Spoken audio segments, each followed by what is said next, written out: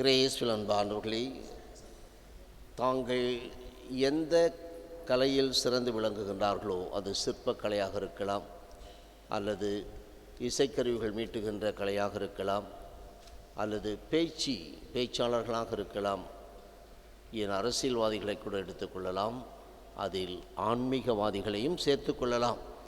இந்த திருப்பலியில் ஏராளமான பேர் அப்படிப்பட்டவர்களால் வந்திருக்கின்றோம். இந்த சிற்பக்கலை செய்கின்றவர்களை பார்த்து அழகாக சிலை வடிக்கின்றீர்கள், ஆனால் இந்த ஆராய்ச்சி கூடத்திலே சென்று பயிற்சி எடுக்க வேண்டிய கூடத்திலே சென்று தினம் தினம் பயிற்சி எடுத்து கொண்டிருக்கின்றீர்களே ஏன் என்று கேட்டபோது அவர் அளித்த பதில் நம்மை எல்லாம் சிந்திக்க வைக்க வேண்டும்.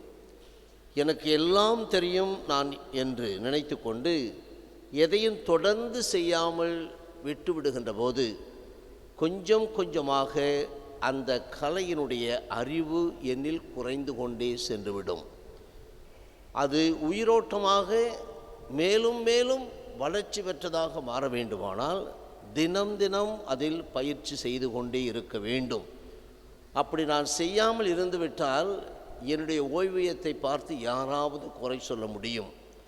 எனவே மற்றவர்கள் குறை சொல்வதற்கு முன்னால் நானாகவே அந்த ஆராய்ச்சியில் இறங்கி என்னுடைய சிற்பக்கலை வேலையில் ஏதாவது என்னுடைய சோம்பேறித்தனத்தின் காரணமாக தவறிழைத்து விட்டேனா, குறைகள் இருக்கிறதா என்று நாம் தினம் தினமும் கவனித்து கொண்டே இருப்பேன்.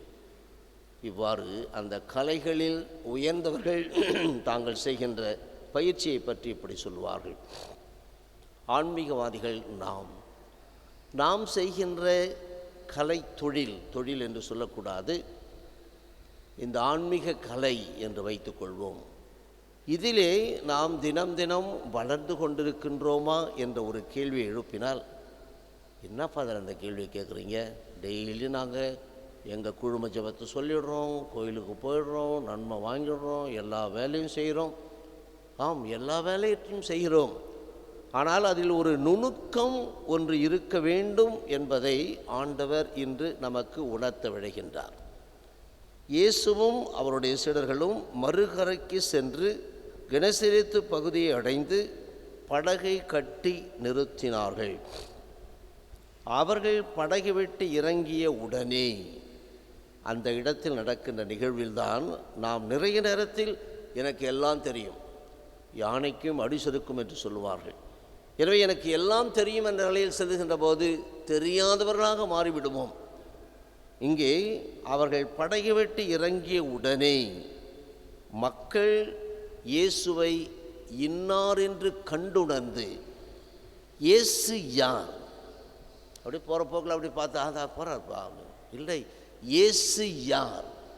அவர் இன்னார் என்று கண்டுணர்ந்து, அவர் இப்படிப்பட்டவர், இதுதான் அவருடைய சிறப்பு குணங்கள், இத்தகைய நன்மை தினத்தோடு அவர் வந்திருக்கின்றார், தன் தந்தையை வெளிப்படுத்த வந்திருக்கின்றார், இந்த பூவெளியில் இருக்கின்ற பாவிகளை மீட்க வந்திருக்கின்றார், எல்லா நோய்ப்பிணிகளையும் குணமாக்கும் அதிகாரம் கொண்டவராக வந்திருக்கின்றார். எனவே இயேசு இன்னார் என்று கண்டுணர்ந்து, இந்த இன்னார் என்று கண்டுணர்வதுதான் தனிப்பட்ட அழைத்தலை பெற்ற ஆன்மீகவாதிகளுடைய அன்றாட கடமையாகவும், அன்றாட கடமை என்று சொல்வதை விட வினாடி வினாடிக்குரிய கடமை என்று உணர்ந்து பார்த்தால் நாம் தவறி இருக்கின்றோம் என்பதை ஏற்றுக்கொள்ள வேண்டும்.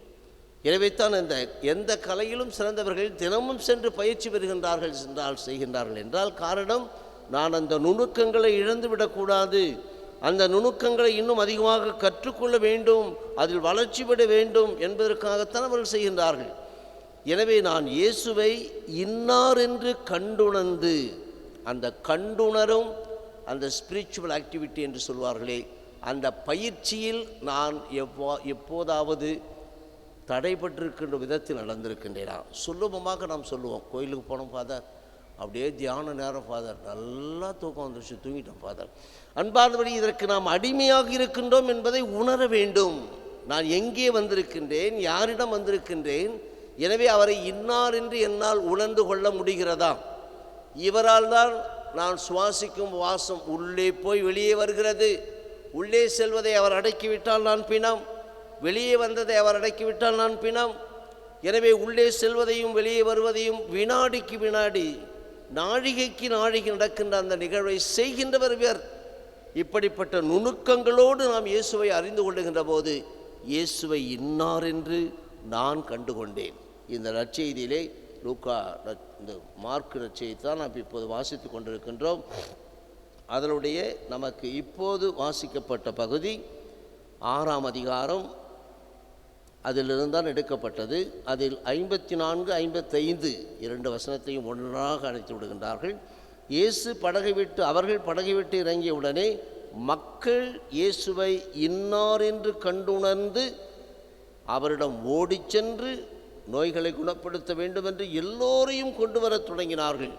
ஊர்கள், பட்டிகள், நகர்கள் அனைத்திலும் இருந்தவர்களையும் கூட்டி வந்தார்கள். எனவே அவருடைய சக்தி தெரியும். அவர் ஆடையின் ஓரத்தையாவது தொட விடும்படி அவர்கள் கேட்டார்கள் என்று இருக்கிறது. இதே அதிகாரத்தில் அன்பார்ந்தவர்களே,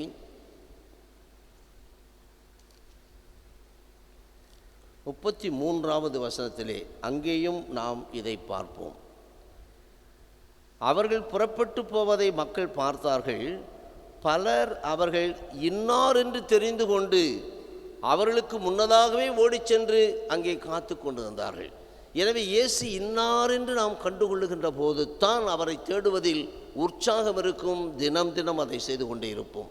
எந்த அளவிற்கு எனக்கும் ஆண்டவருக்கும் இடையே உள்ள அந்த ஆன்மீக அறிவு வளர்ந்து கொண்டிருக்கிறது, அல்லது நான் நல்ல ஆன்மீக வாழ்க்கை வாழ்ந்து கொண்டு இருக்கிறார், தினம் பூசை, குழும ஜபம், நன்மை வாங்குறது, மற்ற activities, everything we are doing well, but do you know Jesus intensive இன்னார் என்று உணர்ந்து கொண்டு அந்த பகுதியை நீங்கள் மறுபடியும் படித்து பார்த்தீர்கள் என்றால் நன்றாக தெரியும். இந்த இன்னார் என்று கண்டுகொண்ட காரணத்தினால்தான் அவர் இல்லாத போது நம்மால் வாழ முடியாது என்று அந்த உடன்படிக்கை பெயரை எடுத்து வரை செல்லுகின்றார்கள்.